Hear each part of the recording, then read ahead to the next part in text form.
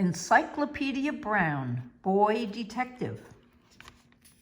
The Case of Natty Nat. Mr. and Mrs. Brown had one child. They called him Leroy, and so did his teachers. Everyone else in Idaville called him Encyclopedia. An encyclopedia is a book or a set of books giving information arranged alphabetically on all branches of knowledge. Leroy Brown's head was like an encyclopedia. It was filled with facts he had learned from books. He was like a complete library walking around in sneakers. Old ladies who did crossword puzzles were always stopping him on the street to ask him questions. Just last Sunday after church, Mrs. Conway, the butcher's wife, had asked him, "What is a three-letter word for a Swiss river beginning with A?" "R," Encyclopedia answered after a moment. He always waited a moment. He wanted to be helpful, but he was afraid that people might not like him if he answered their questions too quickly and sounded too smart.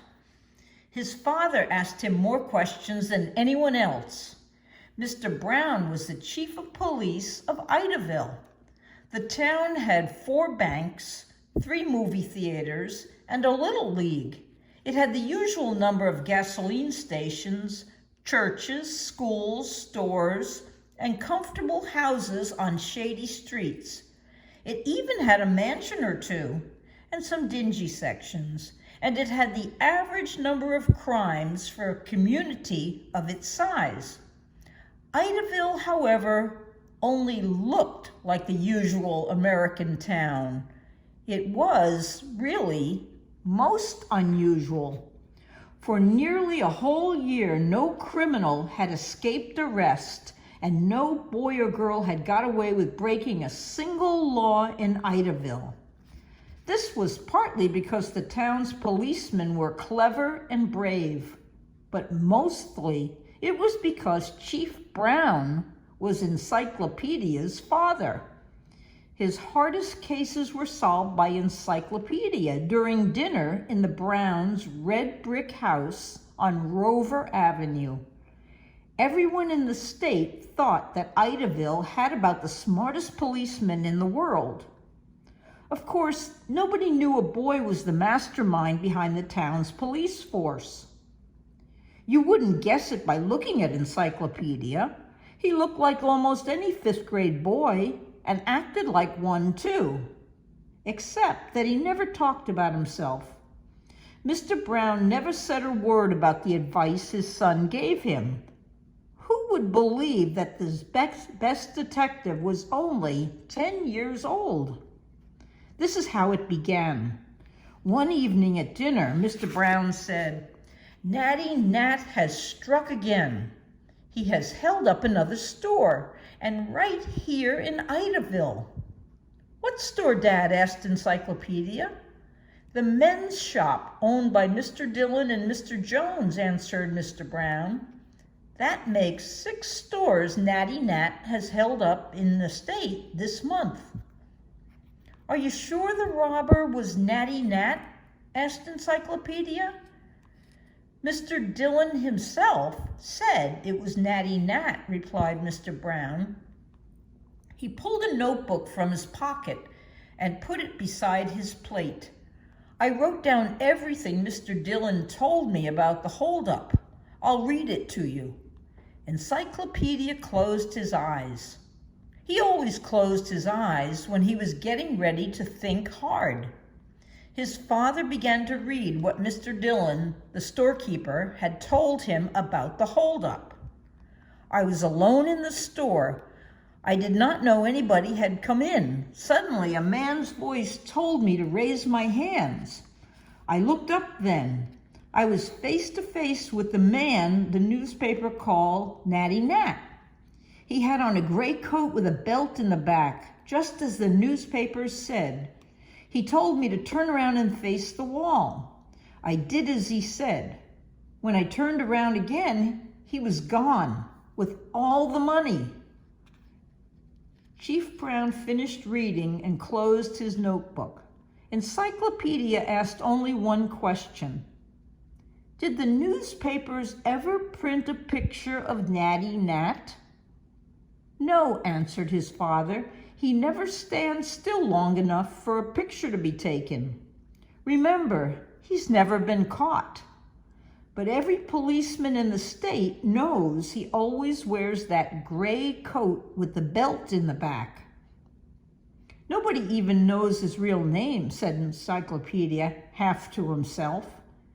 Natty Nat is just what the newspapers call him. Suddenly, he opened his eyes. Say, the only reason Mr. Dillon thought it was Natty Nat was because of that gray coat, he said. The case is solved. There is nothing to solve, objected Chief Brown. There is no mystery. Mr. Dillon was robbed. The holdup man was the same one who has been robbing other stores in the state. Not quite, said Encyclopedia. There was no holdup at the men's shop. What do you mean? Exclaimed Mr. Brown. I mean, Mr. Dillon wasn't robbed, Dad. He lied from beginning to end, answered Encyclopedia. Why should Mr. Dillon lie? Demanded his father. I guess he spent the money. He didn't want his partner, Mr. Jones, to know it was missing, said Encyclopedia. So Mr. Dillon said he was robbed. Leroy, said his mother, please explain what you are saying. It's simple, Mom, said Encyclopedia. Mr. Dillon read all about Natty Nat in the newspapers. So he knew Natty Nat always wore a gray coat with a belt in the back when he held up stores. Go on, Leroy, said Mr. Brown, leaning forward.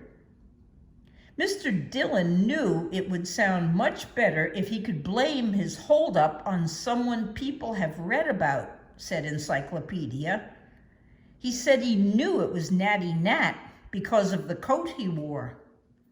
That could be true, Chief Brown said. That couldn't be true, said Encyclopedia.